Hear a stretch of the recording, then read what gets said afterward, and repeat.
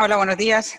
Muchas gracias, Sonia. Gracias a todos por estar en estas jornadas que realmente son, nosotros consideramos que muy importantes porque esto de la participación es algo muy nuevo. Voy a poner la presentación.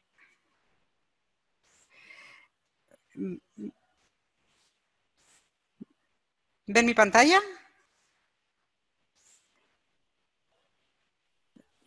Sí, perfectamente. Sí, vale. Perfecto.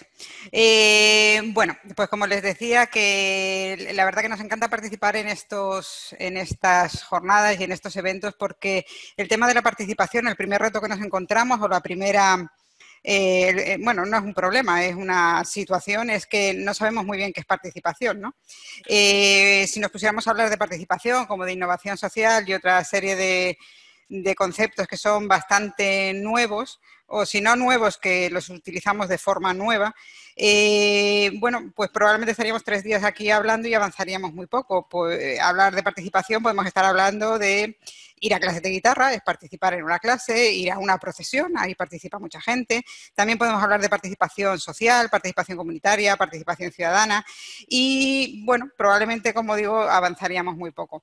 El punto de vista que nosotros tenemos a la hora de hablar de participación es el punto de vista de intervención o de gestión de un proyecto en un territorio concreto, ¿no? Generalmente estamos en la parte más del urbanismo que del medio natural, pero metodológicamente es exactamente lo mismo. Cuando nosotros vamos a hablar de participación, en vez de dar definiciones que uno se queda así como pensando, un ejercicio que hicimos en un instituto y que nos funcionó muy bien es simplemente plantear esta pregunta.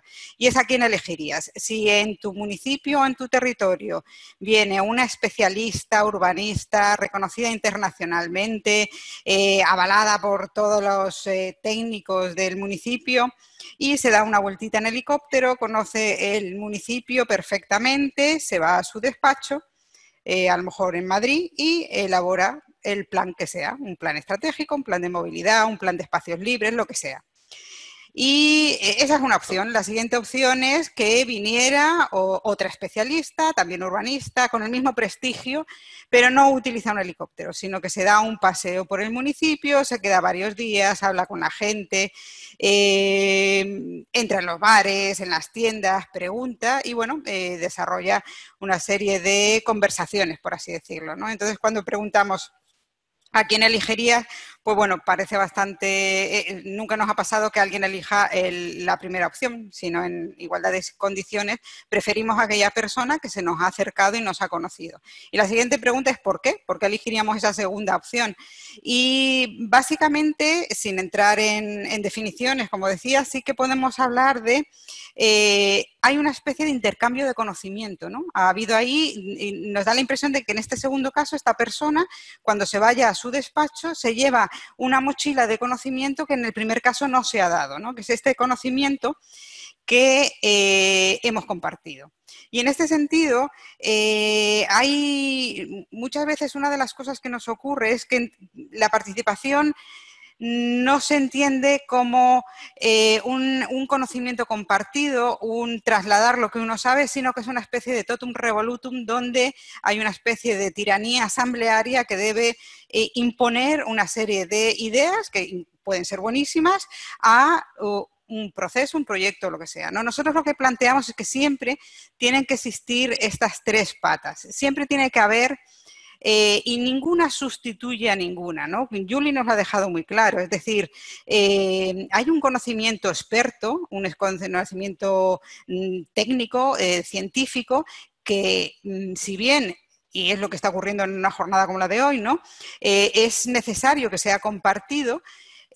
Lo tienen estas personas, son personas que le han dedicado muchos años a estudiar y que tienen muchos años de experiencia en muchos casos, que tienen algo que no tienen el resto, ¿no? Entonces, bueno, de alguna manera esto les da unas capacidades que no tienen las otras patas, por así decirlo. Hay unas instituciones que tienen una responsabilidad, que han sido o bien personas elegidas o han sido bien personas designadas y que tienen unas responsabilidades y ningún proceso de participación les exime de eso. Y en esas responsabilidades y en esas capacidades de decisión y de acción está su ámbito y tampoco se sustituye por ninguna de las otras dos patas, ¿no? Por así decirlo. Y luego la parte de la ciudadanía, que aporta un conocimiento muy interesante, que es ese conocimiento situado de vivir en un sitio, de usarlo, que aporta a cualquier proceso, pues, por ejemplo, cuáles son las necesidades reales del lugar, que tendrán que tener en cuenta los técnicos a la hora de elaborar un proyecto y que se supone que han entrado en la agenda de la institución, ¿no?, para plantear el proyecto. Entonces, en este ámbito de conocimiento compartido es donde nosotros, las personas que nos dedicamos a la participación, actuamos. ¿Por qué? Porque sí que nos estamos encontrando, o sea, si solo se da uno de estos elementos y no los tres, ocurre, pues como nos comentaba el director general, ¿no?, nos ha comentado también Ray y Yuli, es decir, hay una especie de, por muy buena intención que se tenga, de activismo desinformado que es como mínimo temerario. Y además puede tener, en una situación tan singular y delicada en la que estamos, consecuencias muy dramáticas en el entorno que vivimos. Con lo cual, que solo se imponga o que las personas desde la ciudadanía crean que tienen derecho al conocimiento, decir qué hay que hacer o qué no hay que hacer, es una cosa absolutamente temeraria. Lo mismo ocurriría si solamente tenemos en cuenta el conocimiento científico, ¿no? Pues probablemente se quede muy encapsulado y no llegue nunca a la acción, se quede en esta especie de baticuevas donde los científicos se encierran a saber cosas, pero si no tienen esta porosidad para hablar con la ciudadanía y para que se genere este conocimiento con espacios como, por ejemplo, en el que estamos hoy, pues tampoco este conocimiento de aquí serviría para informar la acción, ¿no?, al final. Y, por supuesto, el ámbito de los proyectos que se puede plantear desde una institución pública, que es la que tiene los recursos y la responsabilidad. Las decisiones, si se toman desde aquí, la responsabilidad es de la institución, que de alguna manera se informa del conocimiento técnico y del conocimiento de la ciudadanía, pero no sustituye su responsabilidad de tomar y la decisión que tome, que entendemos que será mejor, o nunca hay la mejor, pero será mucho mejor si se ha informado de este conocimiento que si no.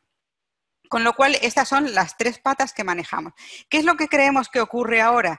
Que si no se dan estos espacios donde se traslade este conocimiento compartido, donde podamos dialogar y debatir, a lo mejor las personas que están aquí participando están muy acostumbradas, pero no es lo habitual. Y si no es lo habitual, ¿qué ocurre? Pues que estas personas abren un poquito la puerta de su despacho y se encuentran una especie de vorágine, generalmente que llega en forma de protesta o de y entonces, bueno, ¿qué dicen? Pues cerramos de nuevo la puerta y déjennos trabajar. O sea, si no se genera un espacio de debate sensato, donde poder compartir y llegar a conclusiones conjuntas, por así decirlo, que una decisión conjunta no quiere decir que sea consenso universal, que eso no existe, o que sea caramelos para todos. Es un espacio también de negociación, de, bueno, pues a lo mejor yo tengo que ceder aquí porque hay otras prioridades y demás. O sea, es este espacio.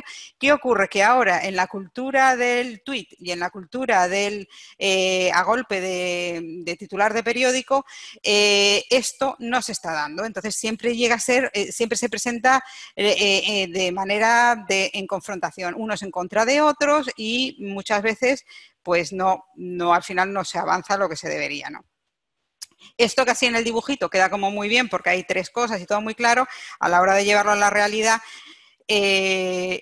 bueno, es mucho más complejo. Todos sabemos, bueno, simplemente una nota con respecto a la charla de Yuli. Yo, desde luego, ahora cuando vaya a hacer a la cumbre o vaya a dar un paseo por ahí, saber que hay islas genéticas en esta isla es una cosa que me ha impresionado mucho, y es algo que yo creo que saber este tipo de cosas, probablemente yo no podría repetir en voz alta ninguna de las especies que ha mencionado, pero sí que es verdad que me ha trasladado la fragilidad, la complejidad y la de, ojo, no tomes decisiones de coger esta planta y dejarla aquí y tal, que esto tiene consecuencias mucho más. Es muy importante que estos espacios se den una y otra vez, una y otra vez. Ahora, ¿qué ocurre? Que a la hora de llevarlo a la práctica, pues todo es mucho más complejo. Todo en la teoría y en el papel queda muy bien, pero la realidad es compleja. Y con eso es con lo que tenemos que trabajar. Este es un proceso que planteamos en una biosquina, en un barrio de Arrecife, Es una bioesquina en construcción, que es un proyecto que interviene en las esquinas del barrio, incorporando temas de recogida de agua, de SUD, de drenaje sostenible, de espacios para estar la gente de la comunidad y demás. ¿Qué ocurre? Que a la hora de plantearlo, lo que nosotros dijimos es, vale, el diagramita que acabamos de ver de 3 patas se convierte en esto, ¿no? Es decir, hay una especie de loop que va y viene, que va informando este proyecto, que el proyecto técnico no solo son 2 personas, son técnicos que hay en la administración, son técnicos que han sido contratados para desarrollar el proyecto y hay geógrafos, arquitectas, paisajistas, gente experta en drenaje sostenible, estábamos las personas de participación, urbanistas, sociólogas, claro, y todas estas personas participan en este diseño, ¿no? Pero también hay un conocimiento que se tiene que incorporar al proyecto, hay una negociación con un entorno urbano que ya existe, que tiene una normativa, que tiene unas condiciones, hay también un diálogo y un negocio con un entorno natural, no es lo mismo intervenir en Arrecife que si nos vamos a intervenir pues en un municipio de La Gomera, es que no tendría mucho que ver, ¿no? Hay una empresa de mantenimiento que se encarga de cuidar esas esquinas, que actualmente simplemente a lo mejor es limpieza o regar las plantas o lo que sea, pero también tiene sus necesidades y tiene sus condicionantes. Hay unas instituciones públicas, en este caso Cabildo y Ayuntamiento, que tienen también sus intereses en que esto salga de una manera o de otra, y están las vecinas y los vecinos que viven alrededor de esta esquina, ¿no? De esta intervención, de este proyecto o de lo que toque. ¿Por qué enseñamos este diagrama? Porque es muy importante que cada uno se vea, es decir, no estamos hablando con las vecinas y los vecinos para escribir una carta a los Reyes Magos, estamos hablando en este contexto donde bueno, cada uno tendrá, de las personas implicadas, tiene unas necesidades, unas expectativas, unas demandas y unas restricciones. Entonces, solamente planteándolo así, una persona se ve dónde está. Oye, pues yo en este proyecto concreto soy más técnico que vecino, bueno, pues intervendré de esta manera, o soy más vecina y ahí mis necesidades son estas. Bueno, pues este es un diálogo continuo que va y viene, ¿no?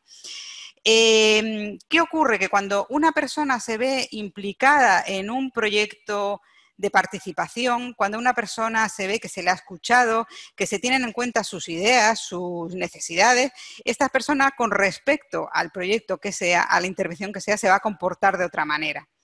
No es lo mismo ir a un sitio donde no estás viendo nada que ir a un sitio donde sabes que tienes que cuidar porque las consecuencias del mal cuidado o de la irresponsabilidad pueden ser tremendas, ¿no? No es lo mismo estar en un proceso de diálogo continuo y saber que uno no puede ir a plantar frutales, como nos decía esta mañana el director, o estar informado y saber que lo importante es X, mantener la limpieza, hacer lo que sea, pero uno no puede asumir una responsabilidad si no tiene ese conocimiento. Ahora, ¿cómo se transmite ese conocimiento? También tiene su enjundia, ¿no? También sería otro tema. Bueno, pues generar estos espacios y estos procesos es un poco lo que la responsabilidad de las personas que se dedican a la participación, ¿no? Y bueno, nosotros estamos desarrollando esta herramienta, todavía está en proceso. Que es, porque muchas veces nos dicen, bueno, un proceso de participación es ir y poner unos cuantos post-it en la pared y la gente habla y da igual. Entonces, bueno, nosotros, el proceso de participación que sea, puede ser diseñado de 100 formas distintas. O sea, cada uno según, ¿de qué depende? Bueno, depende de la naturaleza del encargo, depende de los recursos que se tengan, depende del tiempo que se tenga, depende con las personas con las que se hayan convocado y se vaya a hacer pero siempre siempre nos planteamos y revisamos que los proyectos, una vez diseñados, tengan las 3 partes, que son contar, escuchar y demostrar o hacer o devolver, ¿no? Estas son como las 3 partes que puede tener cualquier proceso que dure un día, un mes, 3 meses o 6 meses. Obviamente los objetivos serán distintos si dura una jornada que si dura 6 meses. No es lo mismo. No es lo mismo si se tienen recursos holgados para tener un buen equipo de facilitación que vaya al territorio, que pregunte, que hable, que dinamice mesas, que si no puedes contar con ese equipo. Entonces, uno se tiene que ir adaptando a lo que tiene, pero dentro de esa adaptación tiene muchas posibilidades. Con muy poquito se puede hacer un proceso completo, ¿no? Entonces, nosotros siempre decimos y revisamos que tengamos la parte de contar, la parte de escuchar y la parte de devolver, ¿no? Y la participación la planteamos como una escalera, es decir, esto no es idea nuestra, la escalera de la participación es de los años 70. Empezar por los mínimos escalones, que es tener una información técnica mínima para poder moverse. A la hora de escuchar, pues puede haber unas encuestas cerradas que tienen sus ventajas y abiertas porque pueden ser más masivas, pero también es verdad que se deja fuera muchos matices, etcétera. Entonces vamos subiendo pues como esta escalera. Les voy a contar yo cómo planteamos cada uno de los bloques y en diferentes proyectos, desde los más sencillitos a otros más complejos, cómo siempre se puede plantear que existan estas tres bloques. Este es el proceso que llevamos en la Bioesquina, es un proceso muy pequeñito, la jornada fue de un día, para no confundir, incluso no le llamamos participación, sino encuentro vecinal, pero sí que planteamos estas tres partes, ¿no? Esta es la parte de contar. La parte de contar, yo creo que es tan importante contar lo que se va a hacer como lo que no se va a hacer. ¿Por qué?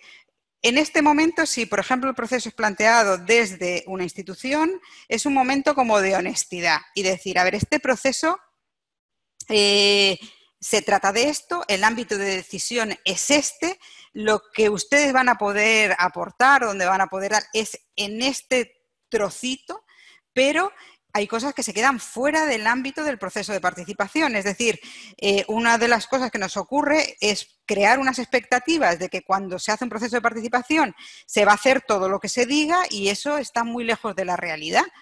Por ejemplo, en este caso que les estoy mostrando, había un proyecto técnico previo que ya incorporaba el tema de recoger agua, el tema el producir energía, y se habían diseñado una serie de módulos para que en esa esquina, en esa bioesquina, las vecinas y los vecinos pudieran decidir qué podía ocurrir, es decir, si un pequeño jardincito de flores o un huerto, si una zona para jugar al dominó, si una zona más en forma de círculo y cerrada porque era una esquina donde había muchos niños pequeños y eso venía muy bien, etcétera. Entonces, bueno, pero eso se acota. ¿Qué ocurre? Que es mucho mejor plantear esto en un primer momento y si hay alguien que no está de acuerdo o que esperaba que este proceso fuera a ser otra cosa, pues es el momento de decirles, esto es así, si quieres incorpora y si no, pues mejor que se enfade ahora y se vaya, que no esté todo el proceso intentando hacer lo que no va a ser. Esto nos ocurrió aquí, que había una persona que consideraba que los problemas que había en este barrio eran otros y que era otro proceso que quería plantear. Entonces le dijimos que no era ese el espacio y bueno, pues en este caso una persona se quedó y otra se fue. A la hora de plantear esto, luego es la gente del barrio, los que vivían alrededor de la bioesquina, que fíjense ustedes lo que era el espacio de transformación, lo asumieron perfectamente. Entonces tuvimos una primera sesión de diagnosticar cuáles son las necesidades de ese barrio, las necesidades de espacio público. Bueno, pues no había sitios para sentarse, de sombra, de tal. Bueno, y con esas necesidades, con esta información nos fuimos al territorio. Claro, todo esto en una escala muy pequeñita, ¿no? Que la verdad que en ese sentido fue muy bonito el proceso. Vamos al territorio y decimos, bueno, ¿qué podría ocurrir aquí? Y salieron temas interesantes, nos volvimos a trabajar al espacio de trabajo, que esta es otra de las cosas, y es decir, intentamos que la gente venga a nuestros espacios y no viene. La convocatoria es muy complicada. ¿Qué hicimos nosotros? Pues nos fuimos allí. Nos fuimos al bar, que estaba al lado de la bioesquina y que es donde tuvimos pues esa capacidad de convocar a los vecinos que viven alrededor. Y aquí ya, pues bueno, empezamos a plantear qué propuestas podrían solventar esas necesidades de espacio público que en esta oportunidad determinada, en este espacio y con este proyecto, se podría resolver. Y bueno, pues aquí se llegaron hubo un momento muy bonito porque el dueño de este bar precisamente había fallecido 3 semanas antes y su viuda y sus hijas que participaron en el proceso propusieron que esta persona, que era una persona muy implicada en el barrio y con el tema de la sostenibilidad, de recoger además tapones y demás, bueno, que se pusiera a la biosquina el nombre de esa persona. Y todo el mundo le pareció fenomenal, hubo un momento pues muy emotivo y bueno, son temas que si no hubiera surgido este proceso probablemente nunca se hubiera llegado a esa conclusión. En la segunda parte, que es la de escuchar, aquí ocurre lo mismo, las metodologías, las dinámicas pueden ser infinitas. Podemos empezar a poner POSIT y luego agrupar, podemos hacer un paseo participado, como es en este caso lo que hicimos, y podemos inventarnos cosas o ir aprendiendo a través de la experiencia qué es lo que funciona. ¿Qué es lo importante en este momento de escuchar? Pues abrir muchos canales diferentes. Si nosotros planteamos la escucha como unas encuestas cerradas, bueno, como decía antes, tiene unas ventajas y es que llegamos a muchas personas. Una encuesta cerrada nos permite llegar, nos permite utilizar la tecnología, te puede llegar por un WhatsApp, lo rellenas y tal, pero también es muy limitada a la hora de la información que te da. ¿Por qué digo esto? Pues porque en el caso del proyecto de movilidad de Guía Isora, por ejemplo, nosotros planteamos una dinámica de evaluación rápida de malo, regular, bueno, los diferentes caminos que una persona hace a diario, ¿no? Con los diferentes medios de transporte. Y cuando planteas esto y las personas empiezan a poner los puntitos y demás, dicen, oye, es que falta un camino. Y dijimos, bueno, habíamos puesto la playa, compras, centro de salud, trabajo, colegio, ¿qué es lo que falta? Y bueno, en un municipio donde hay una población muy envejecida nos dijeron, a nosotros nos falta, y era un grupo además bastante numeroso, nos falta el camino al cementerio y a la iglesia. O sea, nosotros no lo habíamos, como a la hora de plantear el proceso, no lo habíamos planteado y lo incorporamos porque estas personas, entonces, bueno, dinámicas que permiten incorporar sobre la marcha lo que las personas aportan de conocimiento del lugar es muy interesante. También en un momento dado el tema de las mascotas salió como un tema importante para... Y otros temas que salieron son, por ejemplo, bueno, yo este camino lo hago en coche, pero no lo hago en guagua porque no hay. Bueno, pues entonces desdoblamos el tema y abrimos otro para ver qué harías si funcionara el transporte público bien, qué harías si, entonces abrimos como otro nivel de información, ¿no? Con lo cual, bueno, aquí surgió otro tema también muy bonito, no entraba dentro, que salió luego para los debates posteriores, ¿no? Y es una de las señoras que me decía, no, yo a la playa voy bienísimo, yo llego a la playa perfecto, aparcamos, no tenemos ningún problema. Y claro, te preguntando, dice, ¿y usted cómo conduce? Dice, no, yo no conduzco, conduce mi marido. Entonces, claro, empezamos a hacer preguntas y a charlar y nos dimos cuenta que había una situación de dependencia muy importante ligada a la movilidad. Cuando no hay un transporte público bueno, cuando no hay unos caminos caminables apropiados, bueno, pues surge una dependencia, que es que las personas mayores, generalmente mujeres, que no conducen, dependen o de sus maridos o de sus hijas o hijos para que les lleven de un lado a otro. Bueno, pues limitan también sus opciones, ¿no? de vida diaria. Y luego aquí, esta es otra dinámica, cuando a la hora de plantear las preguntas también hay que plantear diferentes preguntas, ¿no? Cuando otro de los grupos que entró, también con el tema de Guía, y dice, no, aquí lo que hay que hacer son muchos parking, porque no hay forma de aparcar. Yo llego a no sé dónde y no aparco. Yo llego a no sé qué y es verdad, pues no hay forma de aparcar, pues lo que hará falta son parkings. Parecía como obvio, ¿no? Bueno, pues después de plantear la dinámica de qué aspectos de movilidad eran importantes, las interrelaciones y demás, se llegó a la conclusión, después de 1 hora y pico de trabajo, mirando, poniendo, que el problema no era el parking, que los recorridos eran tan pequeños que eran caminables, pero si los coches aparcan encima de las aceras y las personas, sobre todo las personas mayores, tienen que invadir, tienen que salirse e invadir la calzada para poder caminar. Si, obviamente, el coche cuando llega a un sitio, cuando sale, se lo tiene prácticamente que meter en el bolsillo porque no hay forma de aparcar. Si el transporte público no es el adecuado, si es decir, empezaron a salir cosas que si se mejoraban esas cosas, el uso del coche sería mucho menor y los parkings que habían probablemente pudieran ser suficientes.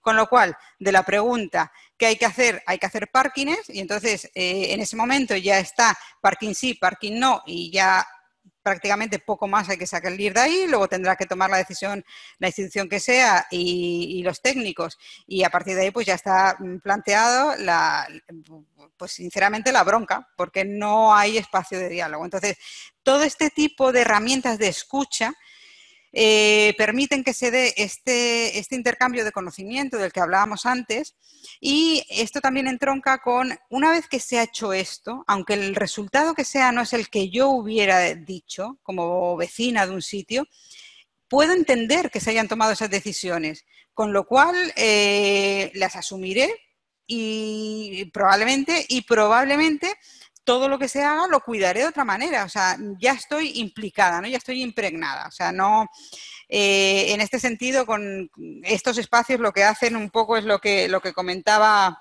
el diagrama ese tan bonito que enseñó Yuli, ¿no? Que la salud de la biodiversidad depende del número de conexiones, ¿no? Pues esto es igual. Las conexiones entre técnicos, instituciones y ciudadanía pues tienen que ser sanas.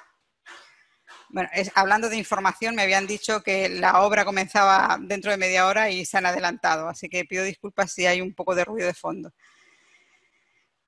Bueno, y la tercera bloque que les comentaba es la parte que se suele llamar devolución, es decir, hay un compromiso por parte de las personas que plantean el proceso de devolver, es decir, de decir a las personas que han participado para qué ha servido el tiempo y los conocimientos que han volcado en este proceso, ¿no? Y esto también adquiere muchísimas formas, no hay fórmulas mágicas, no hay procesos bien o mal hechos, dependiendo de las situaciones uno tendrá que tomar unas decisiones u otras.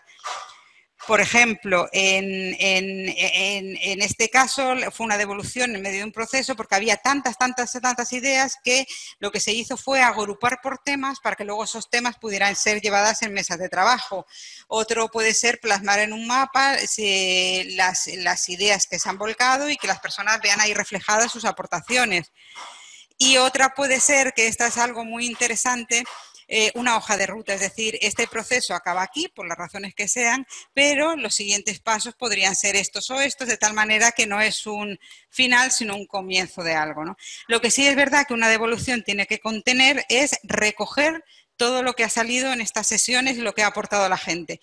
Se puede, por ejemplo, nosotros si vemos que hay aportaciones que no tienen que ver con el proceso, el tema tratado, bueno, pues hay un anexo donde se recoge todo y hay temas y dice, bueno, esto queda recogido, también en un momento dado, en otro proceso puede ser útil, aunque aquí no lo vamos a tratar, ¿no? Entonces, bueno, simplemente es lo que quería enseñarles. Ya este es el último proyecto. Este es el proyecto que hicimos con la oficina de Corpoturismo en Cartagena de Indias, donde se llegó pues lo que sería el escalón final de esa escalera, ¿no? A una especie de cooperación y cogestión de un recurso, en este caso un nodo turístico en Boca Chica, una de las islas de allí de Cartagena de Indias, que está gestionado de aquella manera informal por la comunidad local, pues cómo llegar a un sistema donde la propia comunidad gestionara esta llegada de turistas a la isla y fueran ellos los que gestionaran pues las visitas, la visita bueno, esto está en proceso, todavía no sé, está aquí ahora mismo en el planteamiento, ¿vale? Ahora habría que empezar todo el proceso para ver cómo se gestiona esto, que es realmente lo complicado. Pero lo que quería enseñar en esta presentación es simplemente que es necesario que se creen de forma consciente estos espacios, que si no existen estos espacios, todo lo que se enseñe o se muestre se olvida y no llega a informar la acción de cada uno de nosotros, que se exige también a la ciudadanía responsabilidad y, como hablaba antes, totalmente de acuerdo con lo que se ha comentado en estas jornadas, de que una acción poco informada es peligrosísima, pero también es verdad que tenemos que empezar a pensar que estos espacios de intercambio, de comunicación, de poder debatir propuestas, de poder avanzar de forma colectiva, tienen que existir y sin que nadie sustituya a nadie. nosotros a la hora de tomar decisiones como ciudadanía nunca tendremos el mismo conocimiento que un técnico, pero sí nos tendrían que dar ese conocimiento suficiente, a tiempo, para que nosotros podamos tomar buenas decisiones, ¿no? Entonces, este espacio de continua conversación, por así decirlo, es lo que creemos que tiene que empezar a existir de forma permanente, no montar un tinglao para un proyecto, que sí, sino que empecemos a asumirlo con normalidad, que todas las decisiones, bueno, no todas, obviamente, las decisiones que correspondan se den en estos ámbitos de participación que están, bueno, con sus protocolos, con sus procedimientos y demás, pero que existan, que no sea un esfuerzo tremendo o una novedad tremenda crear uno, ¿no? Bueno, yo me había comprometido a una presentación de 30 minutitos para dejar abierto el espacio para alguna pregunta o si alguien quiere hacer algún comentario y nada más. Así que nada, muchísimas gracias por la invitación, muchísimas gracias por las personas que han asistido y nada más. Pues muchísimas gracias, Cristina. Vamos a pasar entonces ahora a la ronda de preguntas, comentarios de los participantes. Como lo hicimos antes, si las pudiesen escribir en el chat y por orden de llegada, vamos a ir preguntándole a Cristina y el tiempo que tengamos, que son pues 5 minutos, las podrá responder. Y las que no, pues se enviarán por correo electrónico y Cristina cuando pueda, pues también las contestará por esa misma vía. Así que vamos a esperar si alguien tiene alguna pregunta, algún comentario. Estamos aquí atentos al chat. Ahí también, Cristina, decir comentarios agradeciendo la ponencia y también comentando que es muy necesario en el día a día de nuestra comunidad, pues ponencias de este tipo. Este comentario en concreto ha sido de María del Carmen Pereira. No sé si alguien tiene alguna otra pregunta, comentario. Vale, tenemos una pregunta de don Aventino que comenta qué conclusiones se han podido obtener durante el estado de alarma y el consiguiente obligado confinamiento en cuanto a la participación ciudadana por medios digitales. Muchas gracias. Sí, la verdad que se nos vino encima un gran tema que estaba pendiente y se nos vino encima así como de repente, ¿no? En cuanto a los medios digitales, es un debate abierto muy interesante.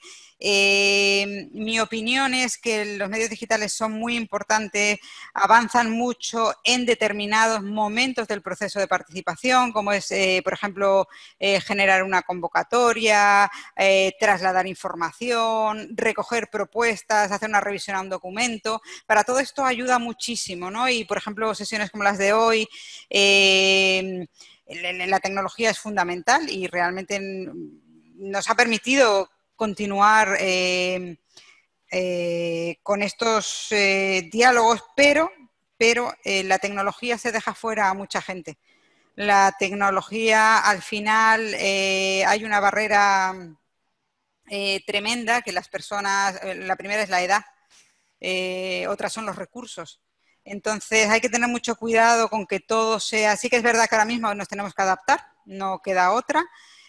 Nosotros hemos suspendido algunos procesos, otros los hemos continuado de aquella manera, con mala gana, porque lo presencial, es lo que comentaba antes, ¿no? O sea, la información que nosotros sacamos de guía disora con las personas, en el grupo en concreto, con personas mayores, charlando y además riendo, ¿no? Pues la señora que venía decía, yo no trabajo. Y dice, señora, usted trabaja y seguro y mucho, tiene pinta de que no para. Y dice, es verdad que... Y bueno, te empiezan a contar y te empiezan...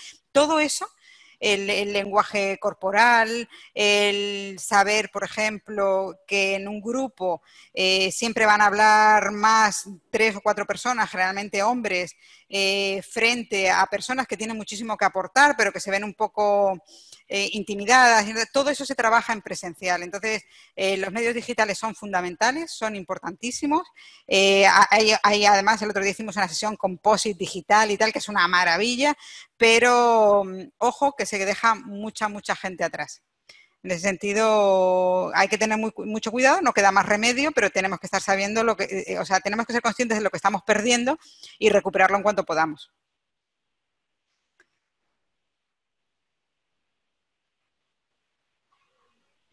Yo no sé si hay alguna preguntilla más por Gracias, ahí. sí, gracias Cristina. Tenemos aquí otra pregunta. La realiza Ruth. Comenta cuáles son las mejores fórmulas para hacer las devoluciones, documentos, presentaciones públicas, reuniones presenciales, medios audiovisuales, o tal vez intentar hacer varios. Bueno, como comentaba antes, cada uno, dependiendo de la naturaleza de... Yo, para mí, la mejor es hacer una fiesta. Es decir, una fiesta de celebración, ha sido un proceso donde además nos hemos conocido más. Yo cada vez que entro en un territorio salgo siempre abrumada de todo lo que se conoce, de lo que aprendes de la gente de un sitio, de cómo... o sea, la ciudadanía tiene que aprender muchas cosas para cuidar mejor, pero nosotros también tenemos que aprender de ellos para saber intervenir en los sitios, ¿no? Pero sí que es verdad que, hombre, yo, por ejemplo, una devolución que creo que es básica, que siempre debería ocurrir, es el típico documento donde se recoge todo. ¿Por qué? Porque está escrito, la gente lo puede leer con calma, puede utilizarlo, es decir, tenemos que ser muy conscientes de que en un proceso donde ha participado gente, lo que de ahí salga es de la gente. Entonces hay que hacérselo volver, ¿no? Por eso se llama un poco de evolución. Entonces, bueno, tiene que existir ese documento, pero también es verdad que la devolución puede ser una sesión. Yo ahí, Ruth, creo que lo mejor es, dependiendo, o sea, un poco también funciona ahí la intuición, ¿no? Lo mínimo el documento. Y luego, yo siempre creo que una buena sesión presencial en forma de celebración es fantástico. Puede ser pues simplemente reunirnos y contar las anécdotas que han surgido durante el proyecto, cuáles serían los siguientes pasos, saber que nosotros como profesionales de la participación nos retiramos, pero que sería ideal que en ese proceso se haya iniciado algo que continúe, aunque solo sea un seguimiento de lo que se hace con eso que se ha devuelto, ¿no? Oye, pues vamos a hacer un comité de seguimiento. Entonces, ese momento de qué va a venir después, yo creo que es muy importante hacerlo también presencial. Si no se puede, pues digital, pero siempre el mínimo es ese documento que recoja todo lo que ha ocurrido en ese proceso y luego a partir de ahí, pues lo que se pueda. Pero creo que una fiesta siempre es una buena idea. Muchas gracias, Cristina. La siguiente pregunta la realiza Natalia. Dice, ¿existen procesos de participación ciudadana regulares y constantes en algún punto de las islas? Es decir, desde hace tiempo. ¿Qué se necesita para que se instauren de forma permanente en los distintos municipios insulares? Bueno, desde el Cabildo de Gran Canaria, desde la Unidad de Participación Ciudadana, se está haciendo un esfuerzo tremendo en que esto ocurra ya desde hace pues, al menos 5 años, ¿no? Las estrategias desde participación han sido pues desde crear la red local de municipios ligados a temas de participación, aumentar la formación de técnicos y por ejemplo el experto universitario que realiza la ULPGC es también con la Unidad de Participación Ciudadana del Cabildo, o sea, se está en ello. Yo creo que no existe. Lo que tú preguntas no existe ahora mismo. Hay municipios que lo tienen más implementado porque vienen desde atrás trabajando de esta manera. Generalmente son municipios que han tenido bastante estabilidad con el grupo de gobierno, es decir, que no cada 4 años dan un revolcón tremendo. Y esto al final requiere un compromiso como de sea quien gobierne, los espacios de participación continúen, porque si no parece que es una de las cosas que es muy lamentable, que esto se politice, es decir, hacer... O sea, que existan procesos de participación pertenece a una línea política y a otra no, lo cual, según lo que hemos estado viendo en esta jornada, sería un planteamiento un poco absurdo, ¿no? Yo no conozco ningún municipio que lo tenga implementado de forma estable. Sí que es verdad que hay municipios más participativos que otros, que vienen con una trayectoria y ya lo hacen de alguna manera, pero no conozco ningún municipio que lo tenga implementado de forma sistemática. Hay proyectos, como por ejemplo de ciudades y comunidades amigables con las personas mayores, que intentan que esto ocurra, es decir, que el tema, por ejemplo, también de localizar las agendas 2030 y los ODS también es un intento de que haya procesos de participación con respecto a estos temas de forma permanente, pero al final requiere que haya recursos que se dediquen a esto y voluntad política de que haya continuidad, que sea quien le toque gobernar. Gracias, Cristina. La siguiente pregunta es de Equipo, es el usuario que aparece, y dice, el 80% del territorio en Gran Canaria es de titularidad privada. El 20% público está en aceptable estado de conservación. ¿No cree que es fundamental integrar al mundo rural y a los legítimos propietarios del territorio en las políticas de gestión y conservación?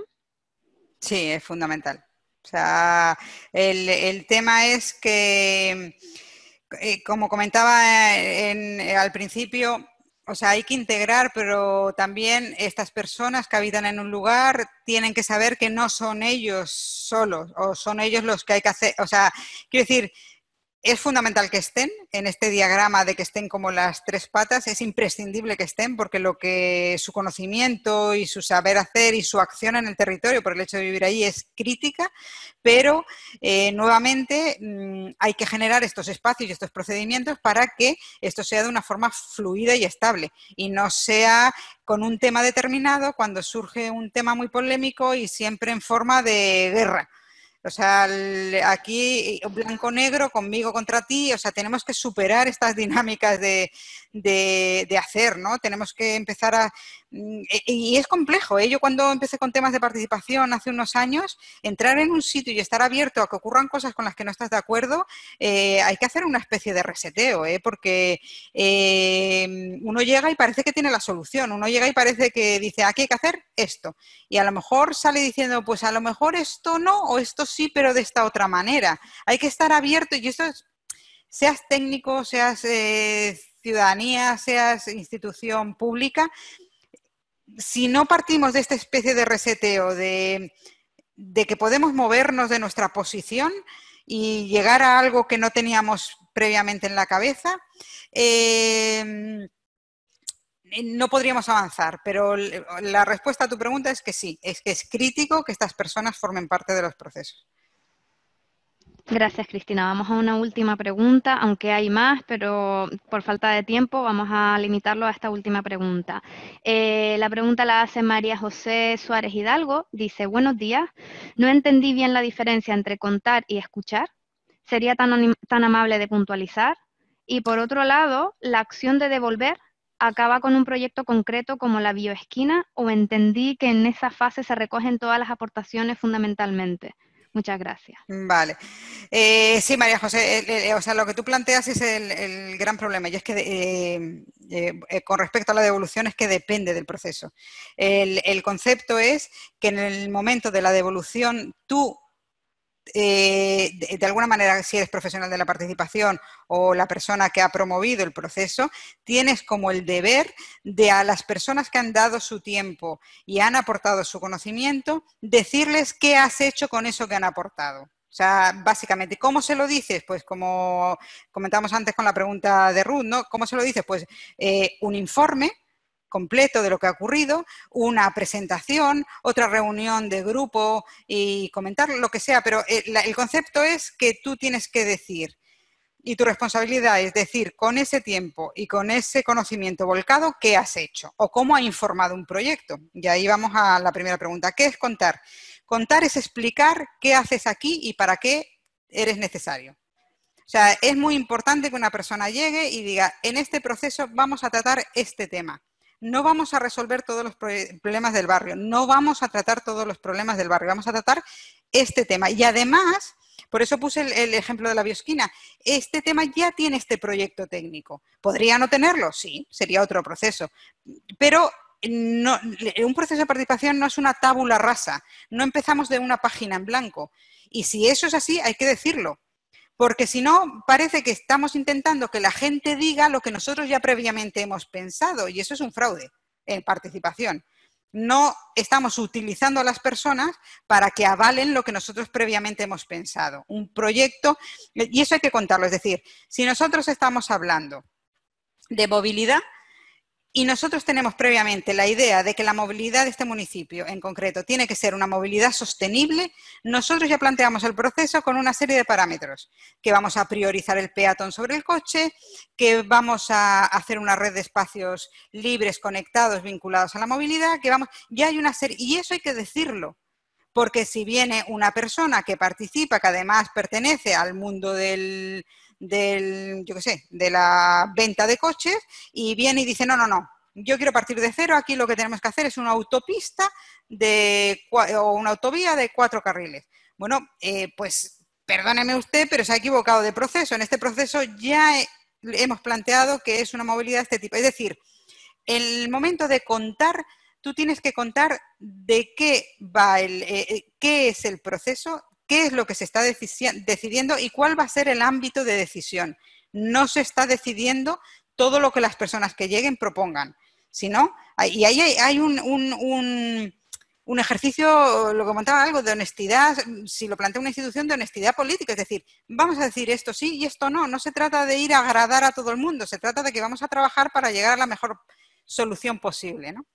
Y en ese sentido, en el contar, tenemos una serie de indicadores. Digo que esto ya sería para otro, pero por ejemplo, tiene que ser un lenguaje adaptado. Si viene un especialista o un científico a contarnos algo, tiene que adaptar ese lenguaje para que le entienda la gente. ¿Cómo sabes si la gente te ha entendido? Pues si te puede hacer una pregunta. Si no te puede hacer una pregunta es que no ha entendido nada, con lo cual lo has planteado mal. Tiene que ser un lenguaje adaptado. Tiene que ser información suficiente. No vale que aunque me digas unas cuantas cositas para que digas tal, para que parezca que has participado. No, tiene que haber información suficiente, que la gente no es tonta. Que cuando planteas una biosquina y hablas de sistemas